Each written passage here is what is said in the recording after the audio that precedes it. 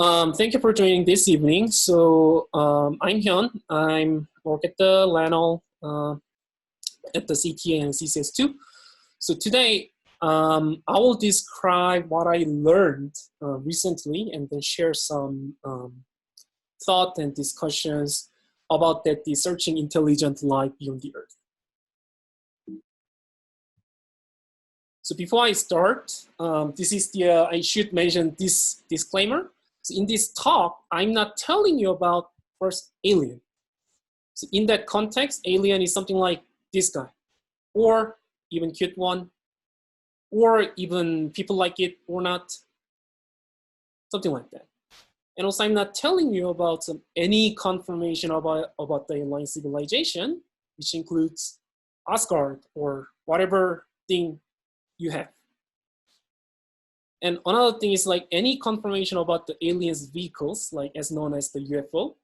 We will talk more about that, the what, why I mentioned this like this. And that this talk is not representing any official opinion, release press, whatever from ongoing efforts. Like during this talk, I will describe some several scientific activities to search and then messaging to the to find the life in the universe.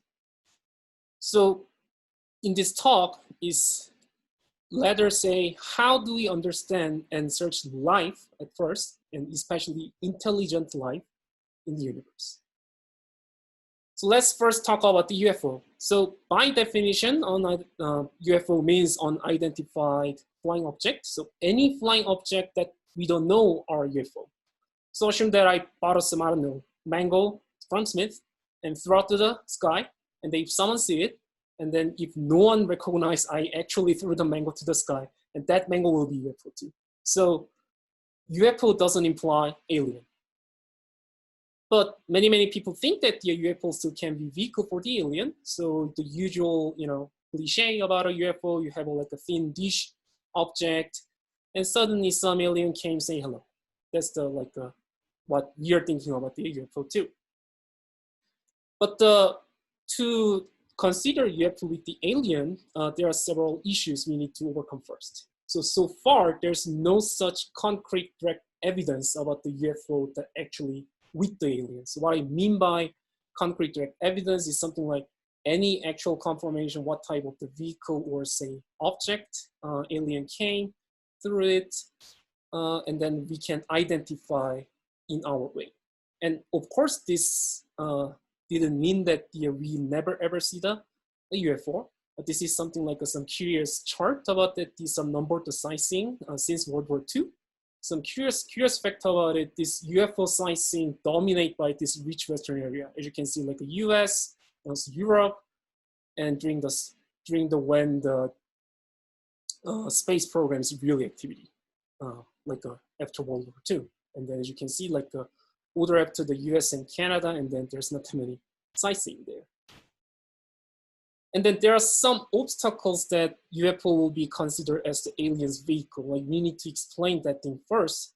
And then consequently, this will also explain why it is hard and why we are not seeing a certain intelligent life by chance. So first obstacle, this sounds too obvious, but I want to point out, distance between planets or stars are too far. So closest stuffs we can actually think beyond the Earth, of course, the moon. So there are a lot effort, after World War II, like the 50s and 60s, people sent a rocket, and actually now, that time people sent a human to the moon. So this is the famous Apollo 11 mission and traveled to a moon for the spaceship. And then it needs about a week for a round trip. Like that means we need 7 days to go and come back, just travel time. And next object, of course, after the Earth is the Mars. This is the show the orbital with respect to Sun and Mars. And as you can see, orbital period of the Earth and Mars are different. So distance between Mars and Earth sometimes is really close. So this distance is minimum every 2 years and 2 months. So 2020 is the year. So 2020 is the minimum distance between Mars and Earth. and then I will describe later, and they're actually space mission started for this year. For travel time, we need around 7 months to reach to the Mars. And then keep talking about the solar system. So this is called the New Horizon mission. This is the exploration about our solar system. Well, like technically Pluto is not our solar system, but this is the mission to reach to the end of the solar system. So it launched in 2006. But if you see some space documentary or some artist, like a description about a video, or if you see some satellite fly through the universe, it looks like, you know, just peacefully, slowly moving up. But indeed, it is really fast. So usual satellite speed is like 20 to 30 kilometers per second. And usual mile per hour is like 45,000 to the 67,000 mile per hour, so which is really fast. So it launched in 2006, and at the 2015, some of you may see this picture. So this is the picture from the New Horizon mission satellite about Pluto. So it requires like 9 years to reach there with that speed. And then indeed, after the Pluto, there are some like area called the Kuiper Belt. This is something like a collection of the rocks and ice around the little after the Pluto, like wrapped our solar system. So actually, this New Horizon mission, they passed the Kuiper Belt in the last January, and then they took the picture about something called the Ultima Thule. It looks like some dumbbell, like rocks. And then we expect that this will pass whole solar system by 2029. So it's still like 9 years left from now. And of course, this is not the only mission, explore the solar system and beyond. And I will talk more about that, this Voyager mission and Pioneer thing. They actually pass through this, not only solar system and also Kuiper Belt. So it seems like that if we wait enough, like 10 years or more, we have a chance to actually escape our solar system to reach to another star planet system to there. But the fact is, it is still really, really, really far, and we need long time with that fast speed. So this is the, again, Kuiper Belt. And then there are some place called the Oort cloud. So Oort cloud is named by Jan Oort, Dutch astronomer. He discovered.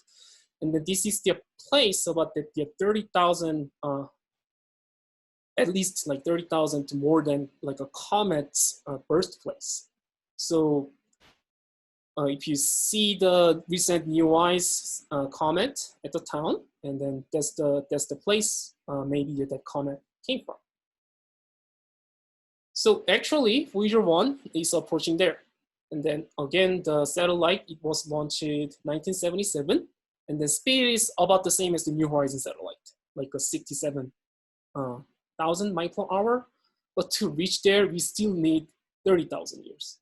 So we are now 2020, but after, I don't know, 2020, Voyager will pass that Oort cloud. So little bit detour. Now you can see that what I mean by is really far and really long. So usual miles and kilometers are not good measuring system. So we're using the light to our measuring system. So light travel 186,000 miles per second. So most of the speed of the current spaceship is about 0.001% of the speed of light. So in 1 year, light travel 6 trillion miles, which is a lot of zeros, as you can see. So using light years is our measuring ruler. Then we know that the sun, distance between sun and earth, is about the 8 light minutes away. So now I'm using light years more than like miles and kilometers, because that's more effectively way to say. And of course, we are interested to see any like a light beyond the sun. So first thing we need to look at is like, what is the closest stars that may have some planet system like us? So fortunately, we know that it's called the Alpha Centauri system and also Proxima planet.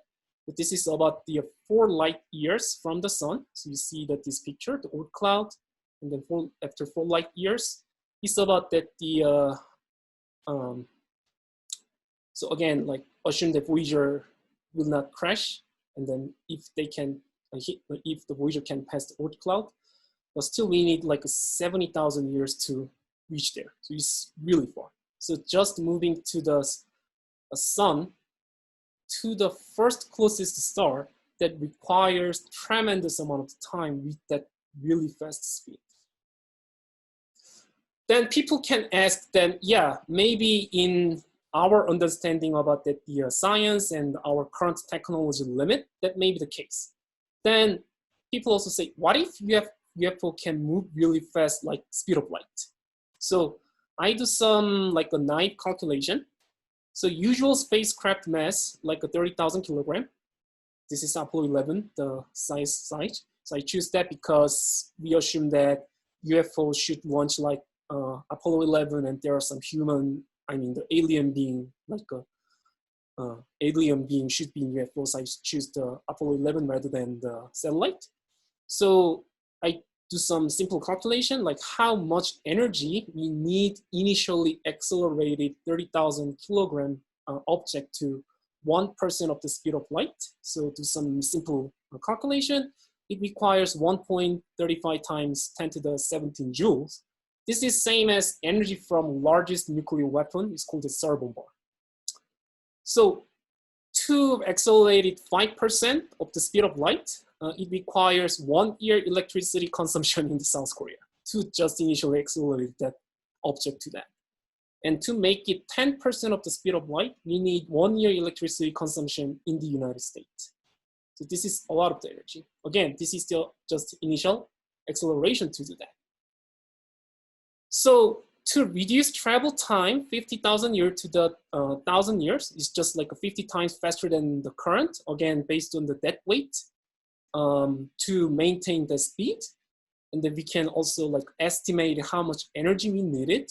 And then to do that, we need entire solar system as energy source. What that means, we can calculate how much energy we can extract from each planet with the sun. Then we can use that number to how much energy to actually need it to make it the travel faster than currently we have. So even for the make it 1,000 years travel, we need entire solar system. So this is so inefficient. Maybe this is not really the case. Then still there's some claim we can say, yeah, maybe that's the case, but what if some aliens has really, really tiny, like size of the bacteria, and then they making a really light object that can move really fast, something like that, that then we can reduce tremendous amount of energy. Yes, of course, but there are still, we need to consider the thing, and then this is the question about the, again, speed of light. So we assume that, so what if we throw a ball in 90% of the speed of light? So usual, like a good professional baseball pitchers, they can, throw the ball about the 80 miles per hour. Now we like a 90% of the speed of light, which is like 60 million, something like that. But problem is, Earth has the air. So air contains the nitrogen and oxygen, and then ball has the carbon, hydrogen, oxygen. Then this is like too fast and too much energy. And then when baseball pass through the air, then make that this like a nuclear fusion zone with the like a near vacuum. So at the end, within the 30 nanosecond, when they hit the ball, they create like this fusion zone, and this fusion extended this to the plasma air, then makes X-ray front, and this is near vacuum, and then this plasma air makes some kind of this fireball. For unfortunately, if the pitcher shoot the ball, this feature will be disintegrating. And then if there's some batter waiting for that ball, and then when that ball hit the batter's bat, then there will be nuclear bomb. So if someone claims to you, say, yeah, I see the UFO that moves the speed of light, then you can recognize this is truly lie, because this guy cannot survive maybe include yourself. So that's the reason, like we say, yeah, maybe using some, again, UFO type of the vehicle to have a travel, that may be not really realistic to thinking about it. And then also, yeah, forget about the speed of light, and how about the what if we freeze our body? Then question arises, like, can we defreeze it? Do we have that technology?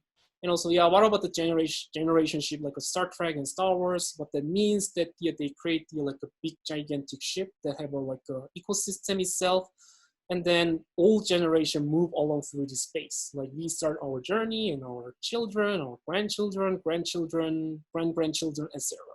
But also, like, question also say, yeah, then how we can have the stable closed ecosystem, and then can we keep, this is more like a philosophical or psychological question, can we keep our motivation for the generation after and after? So that's the another overcoming thing. Then of course, the last thing we can say, maybe our current understanding physics may be wrong. Yeah, true, but that's not actually solve the problem. So there's a lot of unknown questions are remaining to make the great connection to UFOs, or like a dish-like object will be used or will be considered as the aliens' vehicle to travel between stars and planets, even galaxies. Then people ask me, yeah, then you don't want to believe this? Like, this is, you don't think that they are not fascinating? Yeah, of course, this is fascinating. Yes, I also want to know about this and believe this. But what Carl Sagan said, extraordinary claims require extraordinary evidences. So that's the overcomes we need to look at it. So I described that the why UFO has some problems to be considered as the vehicles, and that also shows that the problem for us to overcome to having like a space travel. But we can still search the life, and especially intelligent life, to do that. Then we must ask ourselves first, how do we understand the life? Like, what is still life? So all the thing in this planet, for small like fungi, bacterial to blue whale and ourselves, are example of just one thing called the last universal common ancestor called the LUCA. So to set the context of life on the Earth, that this is still something you can understand, like the genetic real estate. Like you see, like small bacterial creature, fungi, like one cell creature, and then our mammals also. And our human being is tiniest twiglet of this tree structure. Most of them is like microbial species.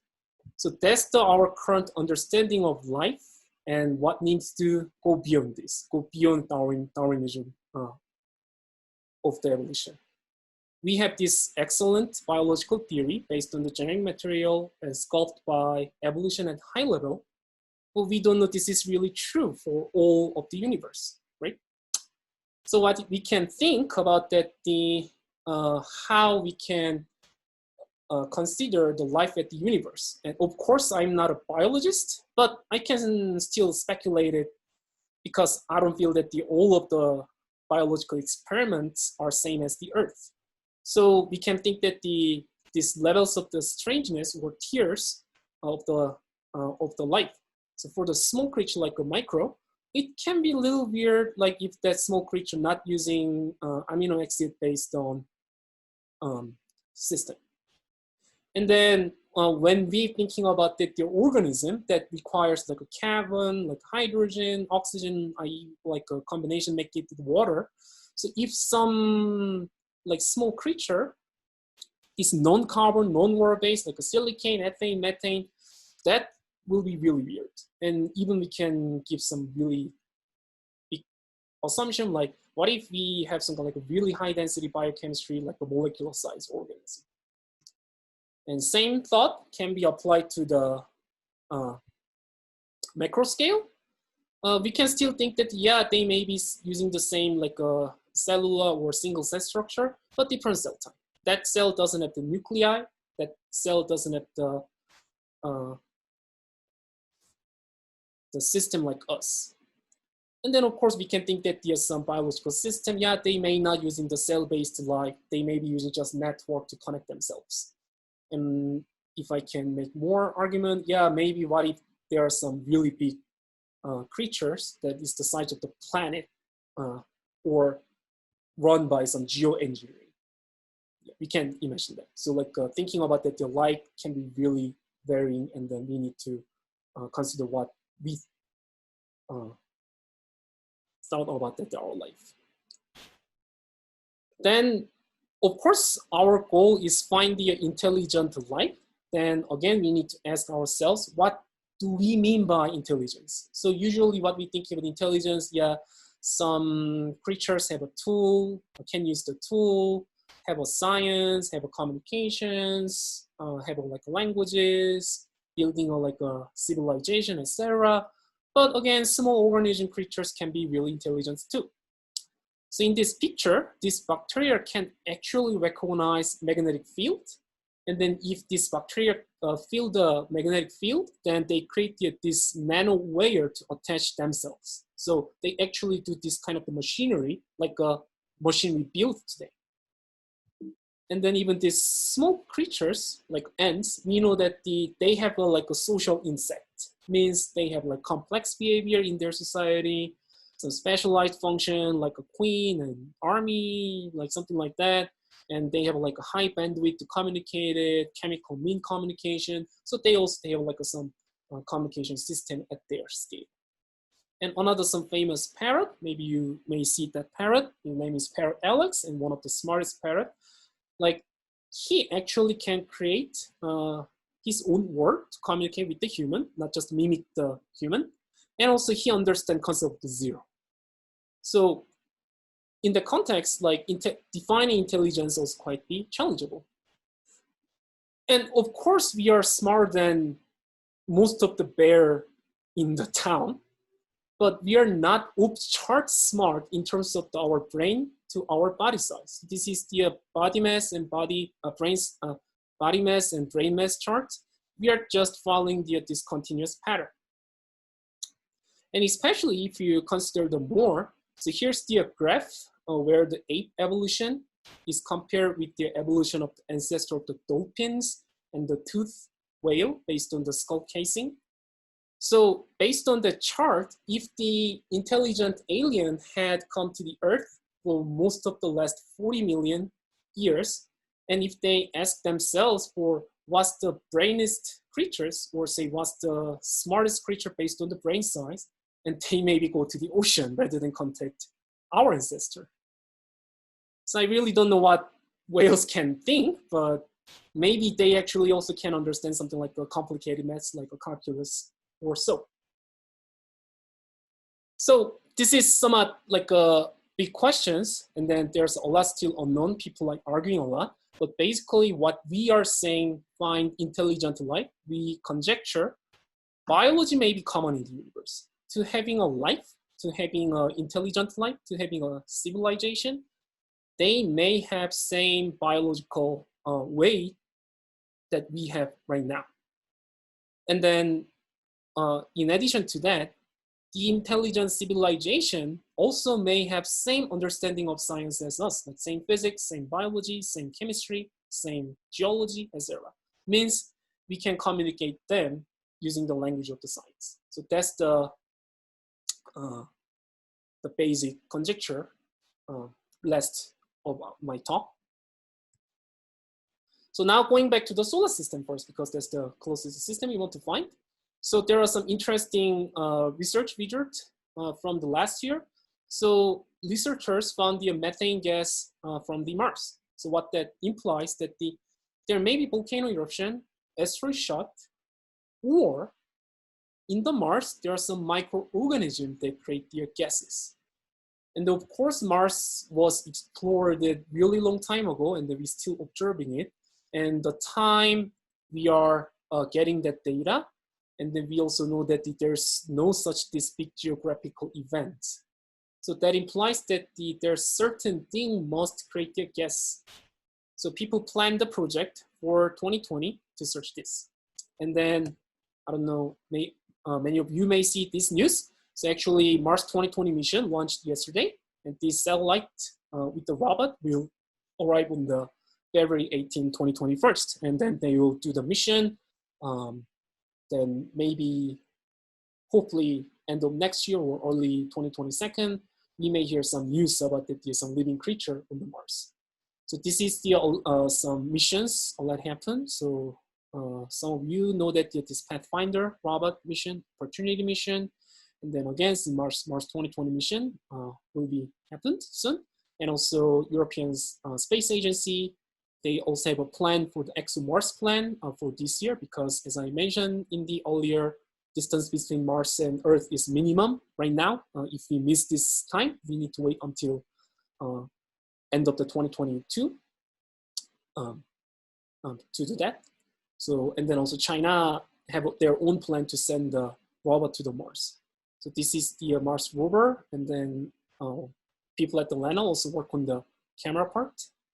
So what they did, when they arrived at the Mars, they have this underground detector. It's hard to see from this picture, but they dig into the ground and then try to observe.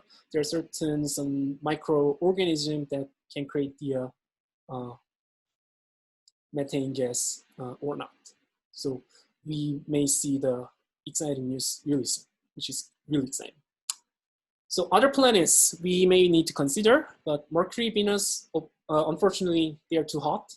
As Jupiter, Saturn, Uranus, Neptune, they are gas planets, so not really suitable for us, unfortunately. And yeah, again, come back to Pluto, but this is not our solar system, and you are too cold. So to sum up from our solar system, so it seems that there's no intelligent life in our solar system, based on current our understanding. But of course, Sun is not the only star in the universe. So we want to look at beyond the Sun. So if we can find the stars, that means that we may also find some planet system around the star we call the exoplanet. So first exoplanet come from discovery from this pulsar system. And then after that, 2009, like quite many after then for the first discovery. But after that, we having like a really active mission called the Kepler telescope to search the exoplanet. So since then, from the 2017 data, we have now 4,034 exoplanet in our galaxy. And then this is the slide chart. You see Earth and Neptune and Jupiter, and this is the different orbital period. And there are like a lot of the different planets in our galaxies. So by the number, that number can be varying with respect to different type of the measurement analysis. But I sum up brought to some latest information. So we think that there are around 400 billion stars in our galaxy, and then at least around the 6 billion Earth-like planet. But again, problem is this is really too far. The closest star is 4 light year away. So this is the location of the Sun in our Milky Way galaxy. And then to go to just straight to the center of our Milky Way galaxy, we need to 25,000 light years. So remember that using Voyager 1 type of the satellite, to reach 4 light year distance, we need 70,000 years. So we need to multiply by 25,000 again to just straight search through that, which is quite frustrating, but we are still looking at it. Well, of course, we find the planet through the star system, star planet, or say exoplanet, but that doesn't imply that this is all like the Earth. So Kepler mission actually do the measurement. So we can measure the distance between the star to that planet. The distance is not too far, not too close. That makes like a great temperature like the Earth that may have more possibility to evolve the life. So they actually make what they call the Kepler's Hall of Fame, small habitable zone on the planet. So a lot people focusing on this is still like a possible planets that may have some life. So So now I show that there are like different vectors and different numbers, and then some different scales, and people's work on it. And there are some a lot more works to do, but this is the one of the, I think, the quite interesting aspect. It's called the Drake equation. This is proposed by the astronomer named Frank Drake, 1959. His name will be mentioned again through this talk. So this, I say the equation, but this is technically just multiplied by like different numbers. So what we want to know, this n is the number of the technological advanced civilization that we can communicate in the Milky Way galaxy at any given time. So we multiply by R star. This is the rate of the formation star in our galaxy. And then Fp is the fraction of those stars with planetary system, but it means they have the star. And then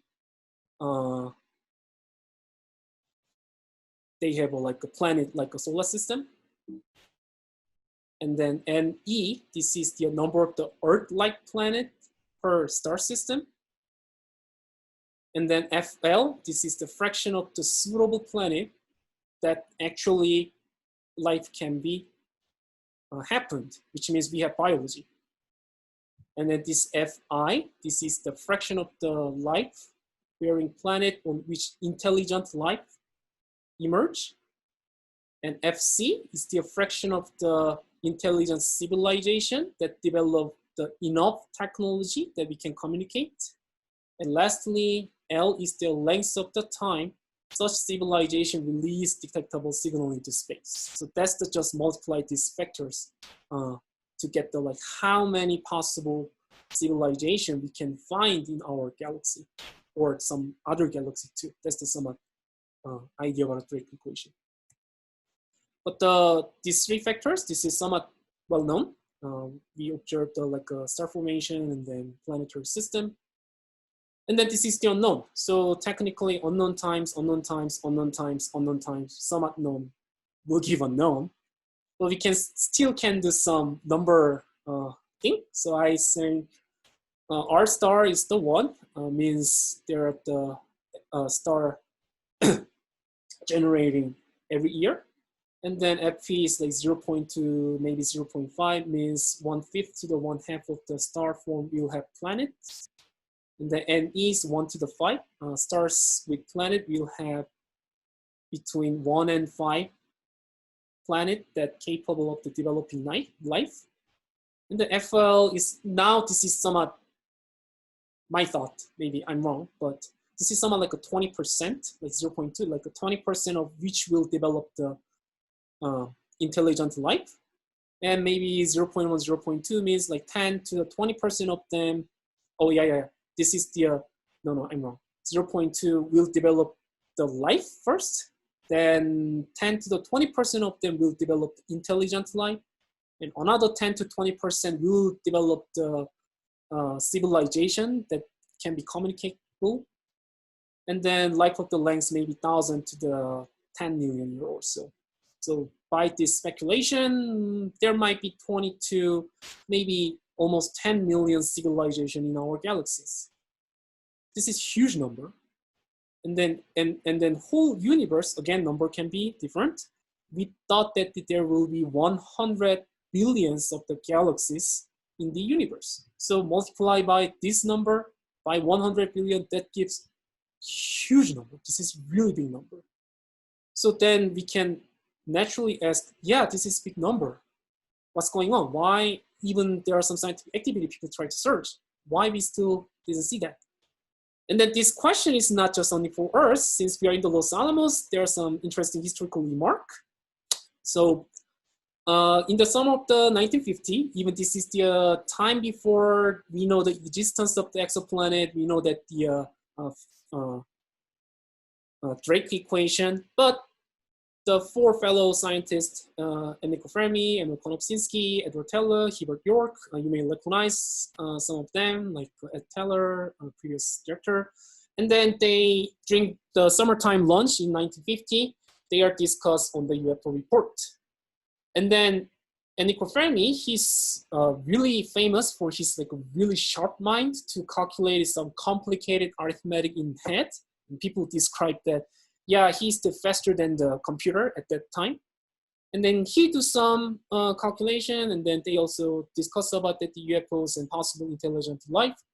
And then Fermi came up really simple. Now we refer to Fermi's question or Fermi's paradox. Simple question, where are they? Number is really huge, then why we cannot see that? So now we refer this term as the great silence. Why we didn't see that, even though all some logical thought showed that there's tremendous number.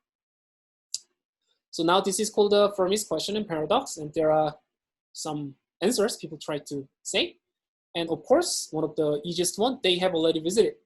Not just that, they are among us. I just took a snapshot from the movie Man in Black, and then maybe we know some celebrity in the TV. They are not actually Earth's human being. They may be an alien. And another possible simplest answer is called they don't exist. Then yeah, they may be the true. Then if I also quote the Carl Sagan's say, the universe is pretty big place if it just seems like an awful waste of space. Yeah, I somewhat agree with him. And then of course, the previous two answers are like a simplest and easiest answer. And this is the another possible answer about this question is called the great filter. That means we are extremely isolated. Intelligent civilization is really there. This is the idea encapsulated with the great filter. Means some civilization, they can pass through the great filter is not very often. So one of the evidence we can think, it needs multi-billion years in the Earth, that light being go to some cellular system, like right now. We have a lot of the creatures, evolution, even lots of them have central nervous system like us, but only a handful of them have the intelligence. So each step that barriers a lot to be having some intelligence that can be communicate with us.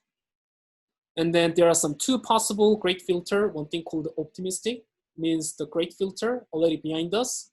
We are at rare, but we made it, which is really great. And another possible answer is called the pessimistic. The great filter in our head, that means we are still rare, but we are getting trouble. We may not pass that great filter. And which one is the answer? Yeah, we don't know. So that's the somewhat answer people try to find it. And then another thing, yeah, maybe they really don't care. Yeah, what we usually describe our human being, you know, like some classical art, like meet with the gods and all the so. But what intelligent civilization think us is just like rocks or rebels. They really don't care us. Maybe they already saw it, visited. Yeah, nah, we don't care. And there are like a lot different possible answer. It is the nature of the intelligent life of destroyed life and not telling whole going through. But again, everything is really conjectural and speculated. We still don't know.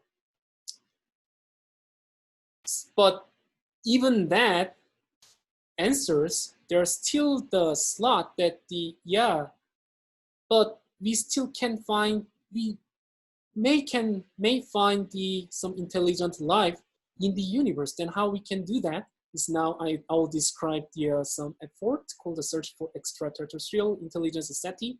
So basic idea is quite simple. So Earth itself is not lighting. So we see the Earth from the outside of the Earth. We see the reflected light from the sun. And then visual light is not the only source.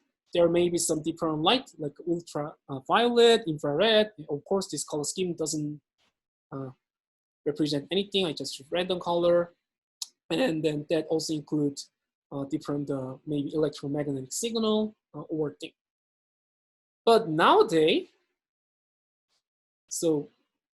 we are just emitting the electromagnetic signal from the sun.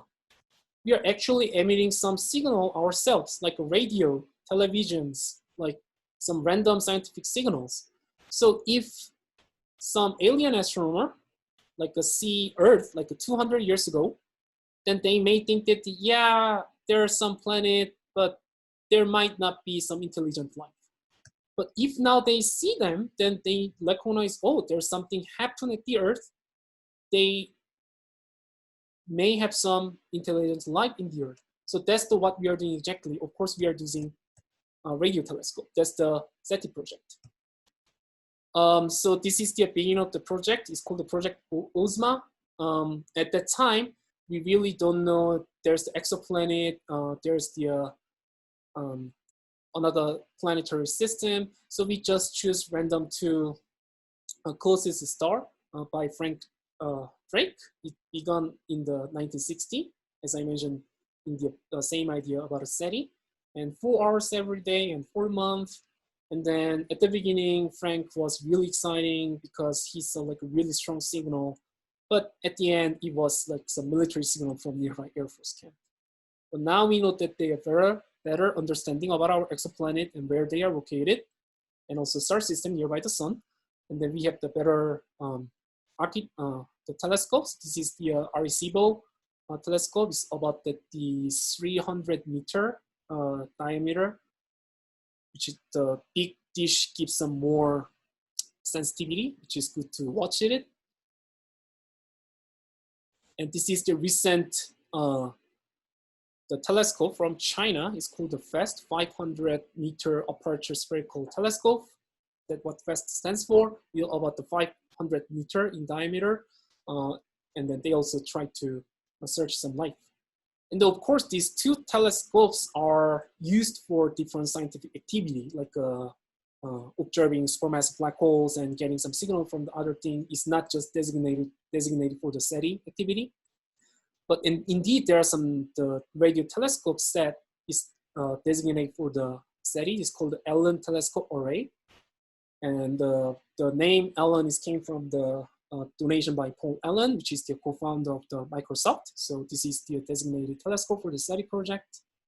So use these various sources. People actually looking at the signal. So nowadays people say there will be 5,000 to 6,000 candidates. So I showed that one of the famous signal is called the WOW signal. This is the observed by August 1977, Ohio State University Big Ear Telescope. Jerry Inman, he observed that. So this blank space means the noise, and then numbers shows that the scale about a signal 1 to 9, and then alphabet shows that the beyond 9. So you see that there's some signal like a 6 and 7, and then you see 6 EQU J5, which is really a strong signal. Then he wrote wow. So that's the reason now we are saying wow signal. But unfortunately, after this observation, they didn't observe it again, which is critical part to confirm this signal as reliable. Then what the SETI scientists think about it? Now I said there are like 5,000 to 6,000 candidates. Then people think that so this is the interview from the Seth Shostak, one of the leader in the SETI project. And he said, I bet everyone a couple copy that we will find alien within 25 years. That's the 2014 interview. So about the 2040, we will hear some news about that the finding the intelligent life from SETI project, or we may get a free copy from you. We'll see. And of course, the fun fact about this, you can actually contribute too. So as I said, the radio telescopes and all the things really sensitive about the noise, and there are a lot of signals we observe every single second. So denoise it and then do the data analysis requires a lot of the computational resources. So they using something called the distributing computing idea. So if you Google the SETI at home, you can download some program. Then you donated your computing power to analyzing the data, what SETI people observe. So if you're interested in it, find it and Google it, which is good.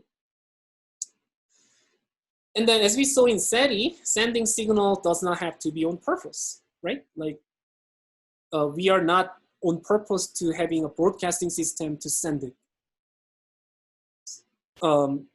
So that means that's the signal we also want to observe from the alien intelligent civilization. And then of course, we are already broadcasting to nearby the star. So instead of calling the SETI, now we actually messaging to the extraterrestrial intelligence called the METI. So this is the nearby star in solar system. Here's the sun. And about 2010, Alpha Centauri, they must, if they want, they can see the first season of The Walking Dead. And then another star called the 51 Phegacy, about 40 light year away from us. So they should see some TV show about the Beatles. So maybe there are some big Beatles fan over the space. And then the first earliest strong signal from the television. This is the 1936 Berlin Summer Olympic. And then here's the Jess Owen. He won the gold medal and then in front of Hitler. And this is another earliest TV show. Franklin Roosevelt opens the New York World Fair. This is about the timeline. We actually sending some strong signals throughout the space. So again, this is the some sun's nearby star within 200 light years. And then first TV broadcast now about 83 light years away. So if there are certain civilization, if they want to observe it, they can see the early Summer Olympic back in 1936. So from that idea, we actually sending the more signal to do that. And then this is again Voyager satellite. And then you see this like a golden disk here. If I zoomed in, this is actually a golden disk. So we attached this golden record to the Voyager. This is to introduce ourselves to the alien civilization. It contains about 115 images, and it also contains the natural sound from the Earth, like wind, like animals, like thunder, and it contains different musics from different cultures, different era, and also greeting message in 55 different languages, and also when you actually see the back of this the disk, there is the printed message from the President Carter and United Nations Secretary General Walton back in the 1977. So if you're more interested in to learn what's in there, there's a book written by Carl Sagan and others called The Murmurs of Earth.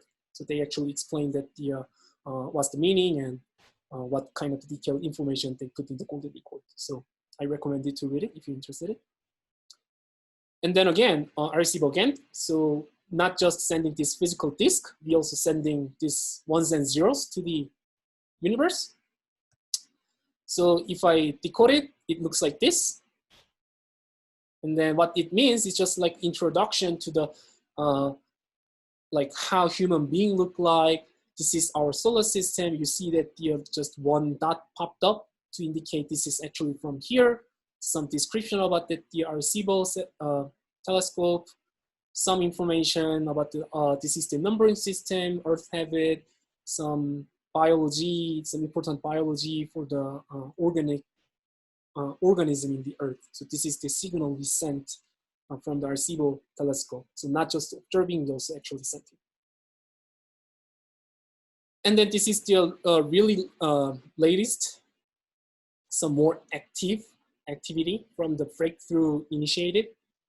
Some of you may know about this effort. So his name is Yuri Milner, a Russian CEO of the company. And then he donated a lot of the money to recognize the works from the fundamental physics and math and then life science. And at the same time, in 2015, he donated $100 million to search the intelligent life in the universe. And that's the press conference. You see that here's the Stephen Hawking, who passed away recently, like back in 2 years ago. It's Martin Rees, and he's the Frank Drake that we mentioned several times. And right after that, 2016, they initiated something called the Breakthrough Starshot project. So what that actually means, so instead of sending the signal randomly or waiting the signal from the Earth, why don't we actually send something through the stars? But the problem is, as I keep saying before, it's too far. It requires tens of the thousands of the years to reach even the first star. But what they think about it, so instead of sending like a satellite or human being, which is massive, so we built this small, tiny circuit, and then sail to the Earth's orbit using this nanocraft, about the 3 meter, which is really light. And then from the Earth, we make the 1 kilometer laser array that will shoot super strong laser to the space. And then once it hit the laser, it will accelerate it about 15% to the 20% of the speed of light, about that 37,256 miles per second. So which makes 40,000 or 70,000 years to the 20 years, because in speed of light, we need 4 years. This is about the 20%, so we may need the 20 years. And of course, we may be the fail, because like this is small craft, and then there may be some problems. So we should bunch of them. So when they reach to this Alpha Centauri star system, and when they reach to this Proxima b, then this nanocraft start to getting the information. And if some craft is getting too close, then due to their Proxima b's gravity, it will fall down. Then maybe in the near future, if we are really success in Proxima b, they may see, if there's some, assume that if there's some intelligent life, they may see this meteor shower due to our satellite or our nano robot.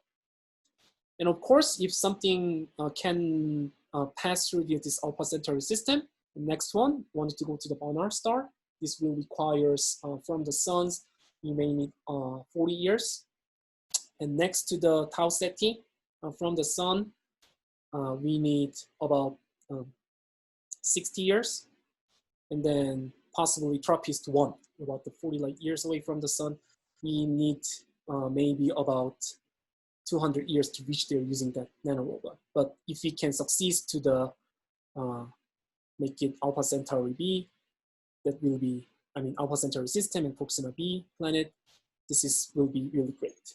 So they plan to start from 2016, and then first to launch for that system will be 2035. So maybe around 2055 to the 2060, we may see something from that. So all this effort, then we can ask what we can learn from them. And first, yeah, of course, we can see there's existence of intelligent life or not. And we will have really precise map of the exoplanet and exosolar system through the different efforts, like how many moons, how many planets, what kind of the orbital period, and all the detailed even pictures that you can see. And then we also hope to understand the universal science. As a meaning of the life, meaning of the intelligence can be really different, but we conjecture that the science might be universal through a whole universe, and we actually can check that if we can communicate with them using their information. And as a side note, as I said, all the effort, especially SETI, that requires a lot of the data analysis. So this also actually emerging what we call the distributed computing system. And now there are all different at-home series. And myself, I'm working on the gravitational wave thing. And then this is Einstein at home to analyze the gravitational wave data. And there are different effort called the Rosetta at home. This is analyzing protein folding structure. Climate prediction.net effort is to some climate simulation using the same idea what SETI people do. So actually, there are some productive activity aside of searching the intelligent life. So in summary, universe is really big. It's really, really big. And in the universe, there are a lot of stars. And in the universe, there are a lot of possible habitable planets. And as I said, there are several ongoing efforts to search extraterrestrial life. And then this is really beginning of the stage. this is really young field, a lot of effort needs to be done, then means we need to be patient to hear something about it. And of course, there are a lot of arguments about that. Is it really great idea to contact or find or communicate it with the intelligent life? We have no idea what their intention, they're hostile to us, they're friendly to us. And then even this is not promise anything about the searching war thing. We maybe just spent tons of years to waste of nothing for that. But I also want to conclude pointing out the earliest paper about the idea from the Coney and Morrison back in 1950s. And what they conclude, the probability of success is difficult to estimate it, but if we never search, the chance of success is 0. So I think that this is the sum of time we actually look at the universe, and then this would be one of the profound questions we can ask ourselves too. So thanks. All right. So you mentioned that several times that Pluto is not in the solar system, but it really is still orbits the sun. So why do you say it isn't in the solar system? Okay, so this is not my decision. Of course, this is the International Astronomical Union's decision. I don't remember exact reason, but they said instead of thinking about that the planet in our solar system, this is something more like some small, like easy to say rocks around the sun. And maybe Rick, you know better than me about that aspect.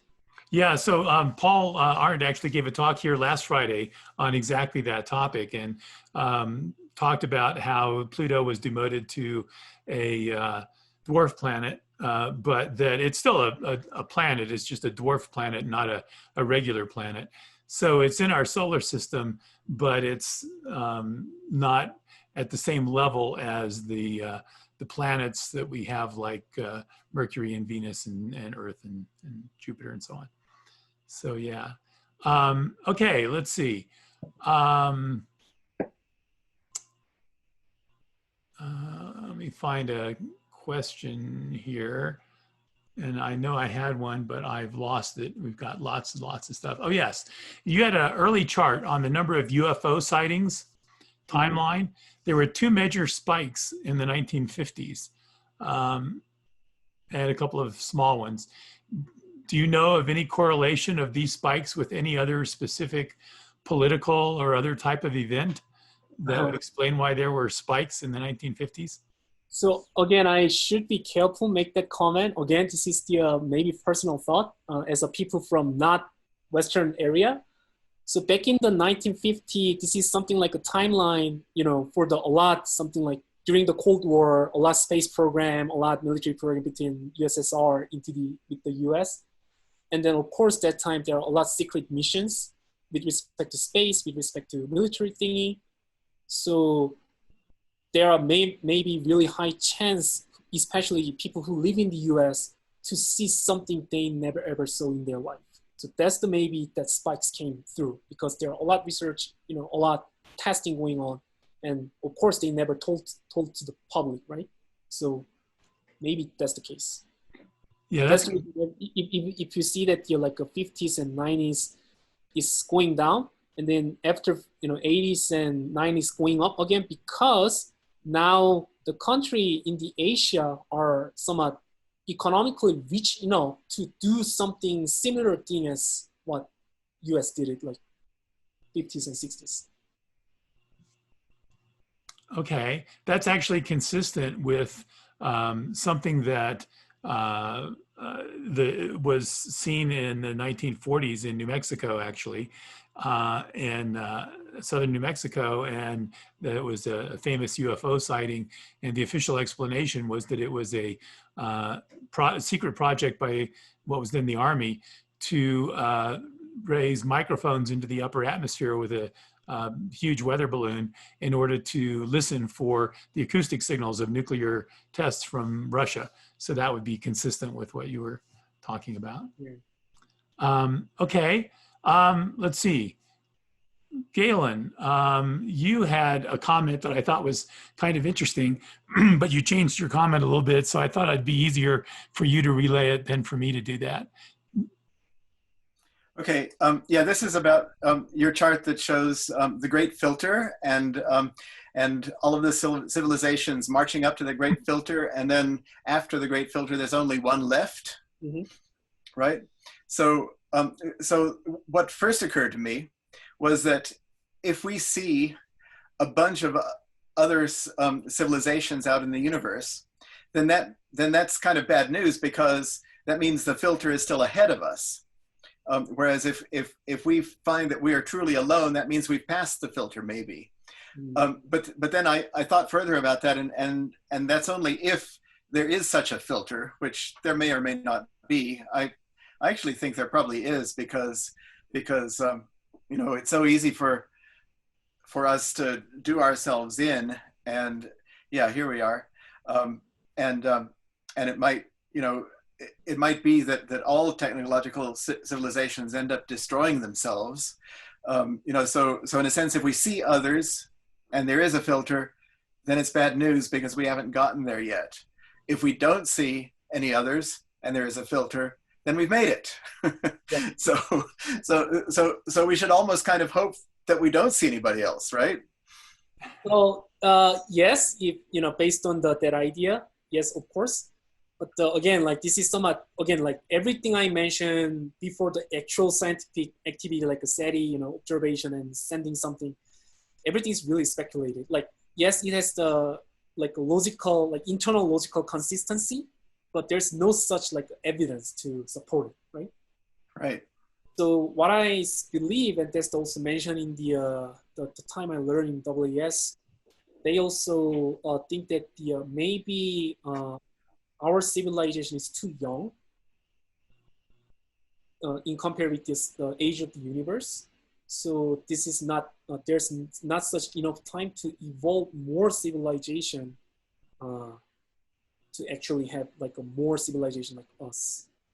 So that means some people like agree to the, yeah, we actually passed the filter. We need to wait at least some tens of billion years to see another intelligent like us.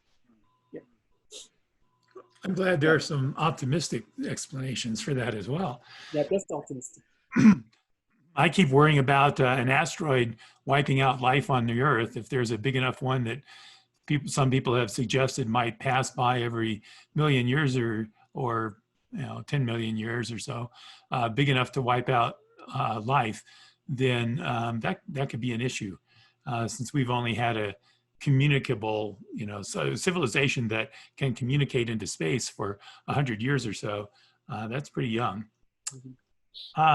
Okay, so here's another question from Joyce Guzik.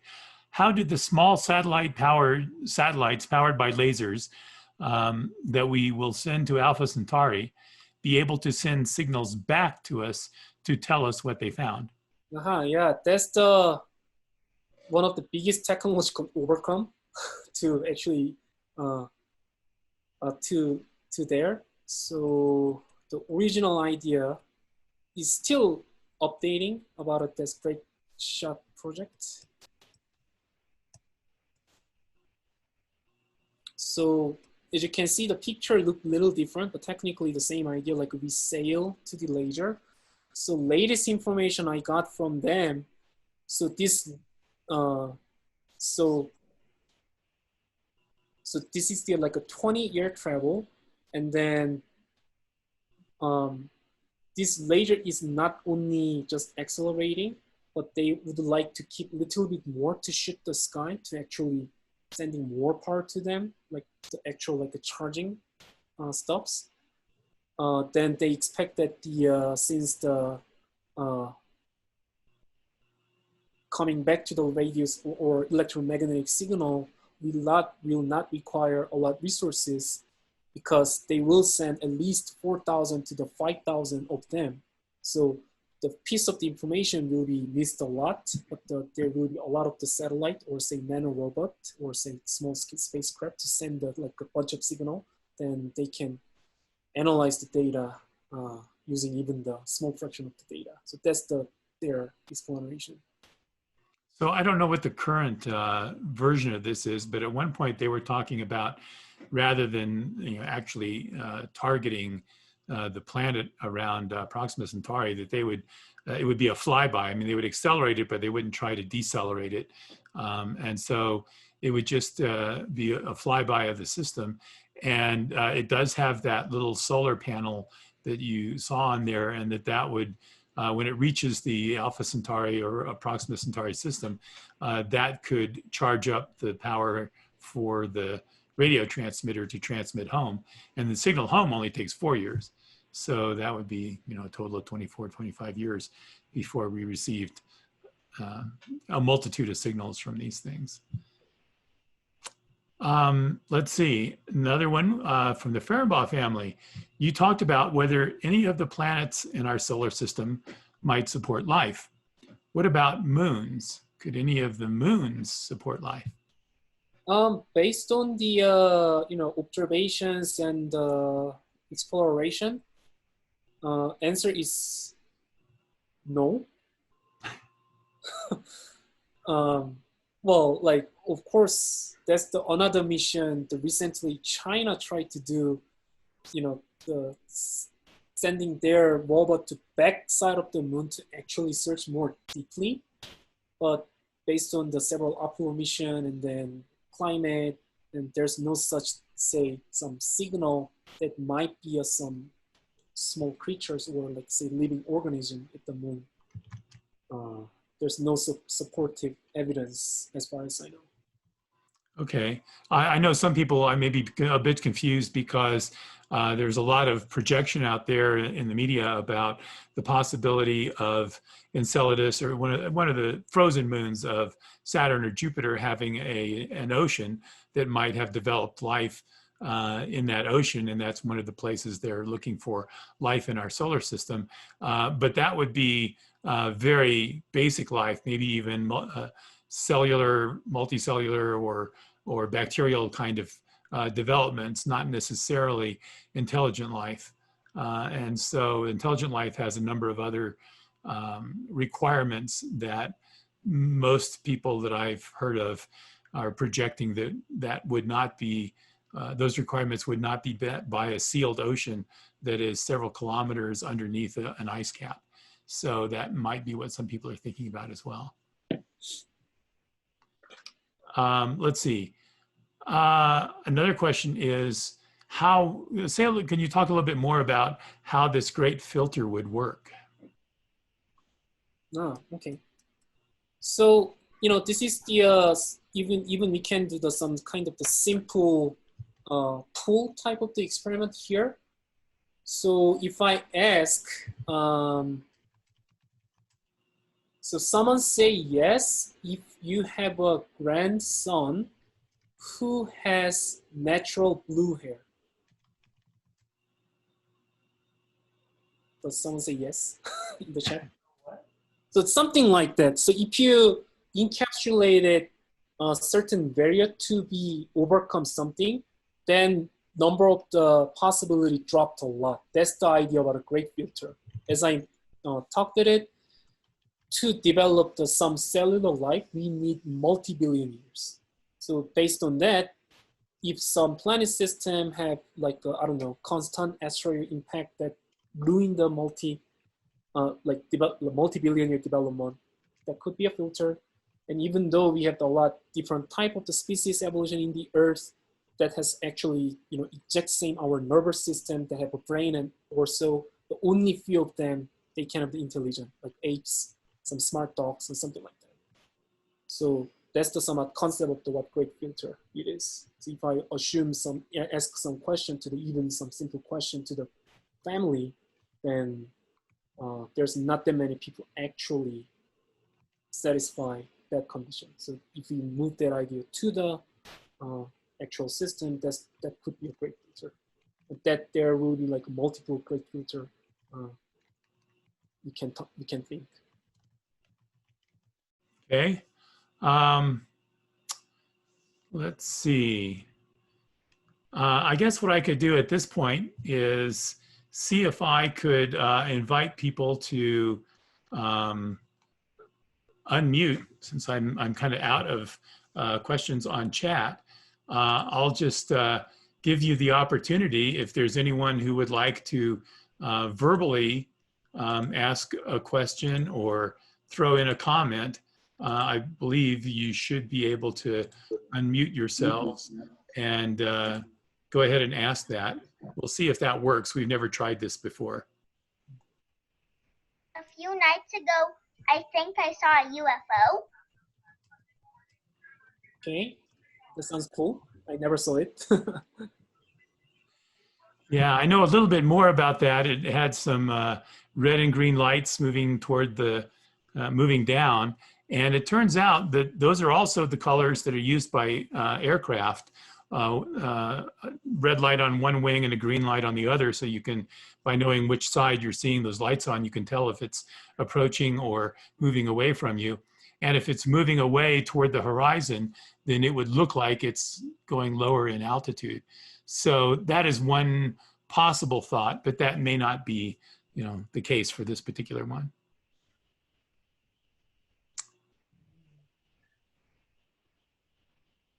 Anyone else have something they'd like to unmute and talk about?